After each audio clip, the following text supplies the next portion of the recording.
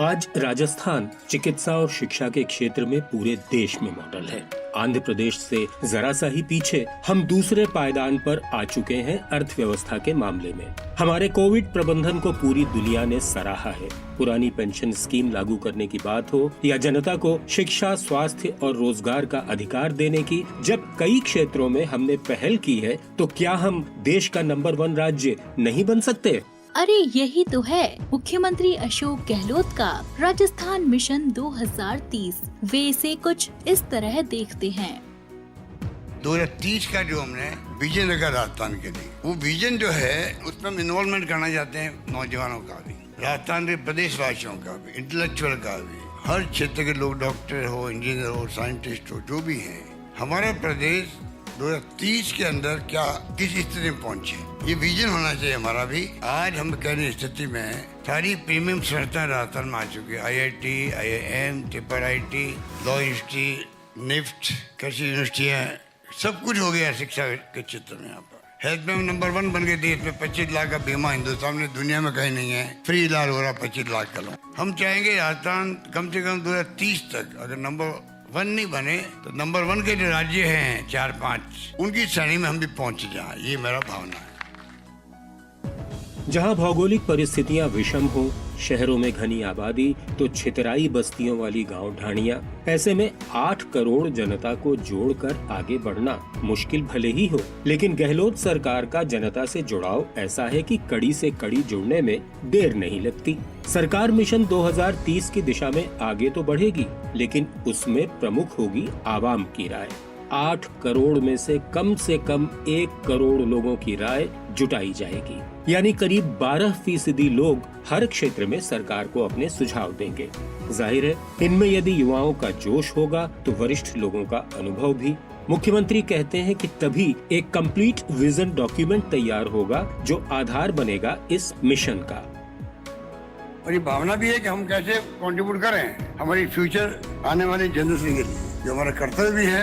आने वाली पीढ़ी को सौंप के जाए राजस्थान को, ये विकसित राज्य हो, या पर कैपिटा इनकम अच्छी हो, हैप्पीनेस इंडेक्स अच्छा हो, रोजगार मिले, इन्वेस्टर जो है दुनिया से कहीं आए देश के अंदर, कोई इच्छा रहे कि मैं राजस्थान जाके इंडस्ट्री लगाऊं, वहाँ पर इन्वेस्टमेंट करूँ। ये भावना पैदा होनी चाहिए, हो सकती है यहाँ पर। यहाँ का माहौल अच्छा है, लेबर अनरेस्ट भी नहीं है, स्कीम हमारी अच्छी है, योजना हमारी अच्छी ऑफर की हुई है इंडस्ट्रीज को इसके माध्यम से। तो सब कुछ राजस्थान में हमने जो कर रखा है, निर्णय कर रखे, उसका अपना बहुत बड़ा असर है राजस्थान के अंदर, मैं आपको कह सकता हूँ। इस शुरू में मैंने कहा आपको, जब सब कुछ हमारे पास में है तो क्यों नहीं हम सपना देखे हैं 2030 तक का। 20 तक जाते आते हम लोग, तो कहने का मतलब ये कि राजस्थान की आम आवाम में के अंदर जज्बा होना चाहिए, उसके लिए आपको तकलीफ दी गई। अब 2 महीने ही प्रोग्राम चलेगा हमारा, हर जगह छात्रों में, युवाओं में, किसानों में, मजदूर संगठनों के अंदर, इंटेलेक्चुअल के अंदर। मैंने कहा आपको हर क्षेत्र के लोग आगे आए, अपनी बात कहें। माध्यम हम आपको देंगे, किस माध्यम से आप डायलॉग कर सकते हैं बताया जाएगा आपको, भी बताया ही गया कुछ तो आपको। मुख्यमंत्री ने अभी 22 अगस्त को ही जयपुर के बिड़ला सभागार में राजस्थान मिशन 2030 का भव्य आगाज किया। मिशन 2030 क्यों, इस बारे में सीएम ने कहा, अब कहाँ पहुँच गए, साइंस में, टेक्नोलॉजी के अंदर, शिक्षा में, स्वास्थ्य सेवा में, पानी में, बिजली में, सोलर आ गया, विंड आ गया, उसमें हम लोग सिरमौर है देश के अंदर, विंड के अंदर भी और सोलर के अंदर भी। अधिकांश पैरामीटर हमारे पक्ष के अंदर है, और आर्थिक रूप के भी हम लोग नंबर 2 है देश के अंदर। आंध्र प्रदेश नंबर 1 और दूसरा राजस्थान है इस स्थिति के अंदर, राजस्थान देश के अंदर। ये बात मैं इसलिए कह रहा हूँ, मिशन 2030 का आइडिया क्यों आया? आइडिया इसलिए आया कि आज हम ऐसी स्थिति में आ गए हैं जहाँ हम बहुत आगे बढ़े हैं। माइंस एंड मिनरल्स के खनिज भंडार संपदा यहाँ इतना भंडार भरे पड़े हैं कि उनका दोहन नहीं कर पा रहे हम। रात दिन का फर्क पड़ गया। 2030 ये सबके लिए है, राजस्थान वासियों के लिए है। छात्र है, युवा है, मजदूर संगठन है, NGO है, प्रोफेसर है, लेखक, पत्रकार, साहित्यकार, कोई श्रेणी हो इसके अंदर, पक्ष विपक्ष सब मिलके ही तो राजस्थान की बात करें। ये कोई व्यक्तिगत एजेंडा मेरा नहीं है, ये एजेंडा राजस्थान वासी को होना चाहिए, तब जाकर के मिशन 2030 कामयाब होगा। ना मुझे भ्रम है, ना किसी को भ्रम होना चाहिए कि खाली विचार पकड़ करने सब कुछ हो जाएगा। प्रत्येक प्रदेशवासी हम चाहते हैं 1 करोड़ लोगों तक पहुँचे, 1 करोड़ लोगों तक पहुँचे, हमारी टीम में पहुँचे, पूरी सलाह करें हम लोग। गतिविधियां बताई गई थी आपको पूर्व में, स्कूल कॉलेज के अंदर ऐसे कंपटीशन हो रहे बच्चों के, डिबेट कंपटीशन हो रहा है बच्चों के, सब इन्वॉल्व हो इसके अंदर। हमारा सपना क्या आती है इसके अंदर, ये सपना देखना जरूरी है। आयोजना मंत्री ममता भूपेश ने विजन डॉक्यूमेंट का महत्व बताया।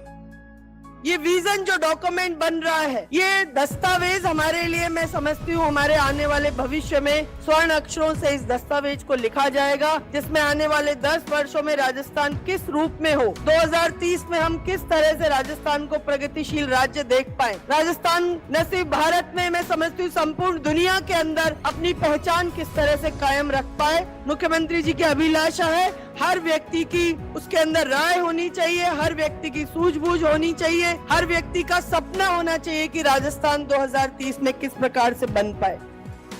राजस्थान मिशन 2030 के क्रियान्वयन में प्रशासन तंत्र की भूमिका क्या होगी, इस पर मुख्य सचिव उषा शर्मा कहती हैं।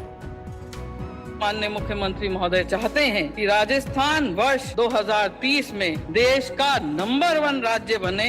इसके लिए हर क्षेत्र में क्या स्टैंडर्ड्स होने चाहिए, उन स्टैंडर्ड्स को कैसे प्राप्त करना चाहिए और टाइम बाउंड वर्क प्लान कैसे बनना चाहिए, इसके लिए जो chief ministers Rajasthan economic transformation advisory council है, उनको ये जिम्मेवारी दी गई है। और 2030 का दस्तावेज कैसे एक समयबद्ध तरीके से वो बनाया जाए, ये जो है आज इसी बारे में चर्चा होगी। प्रदेशवासी अपने राज्य को 2030 में कहां देखना चाहते हैं, इसके संबंध में विजन डॉक्यूमेंट में प्रदेश में intellectual, subject experts, various stakeholders, youth, समाज के सभी वर्गों के सुझाव एवं प्रदेशवासियों की जो एम्बिशंस हैं, एक्सपेक्टेशंस हैं, उनको शामिल करना नितांत आवश्यक है।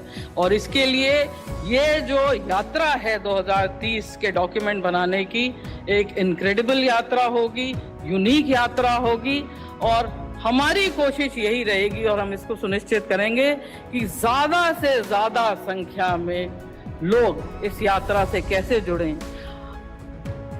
इस आयोजन से कई जिले वीसी से भी जुड़े। इस मौके पर मुख्यमंत्री ने विषय विशेषज्ञों, छात्रों, युवाओं, महिलाओं और कर्मचारियों यानी वहां मौजूद हर वर्ग के प्रतिनिधि से सीधा संवाद किया।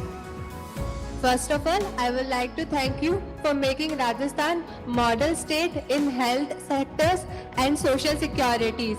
And the Chiranjeevi Yojana has provided immense advantages to all the peoples in Rajasthan. Sir, मैं 2030 का राजस्थान, महिलाओं का राजस्थान देखना चाहती हूँ।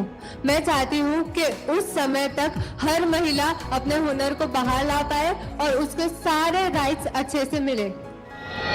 नमस्कार सर। मैं आपके द्वारा चलाई गई योजनाओं से मैं और मेरा परिवार बहुत अच्छे से लाभान्वित हुए हैं। आपके द्वारा चलाई गई अन्नपूर्णा फूड पैकेट योजना, जिससे प्रत्येक माह राशन के साथ साथ जो फूड पैकेट दिए जा रहे हैं, जिससे कि घर का जो आर्थिक खर्च होता है उसके अंदर भी बहुत ज़्यादा बचत हो रही है।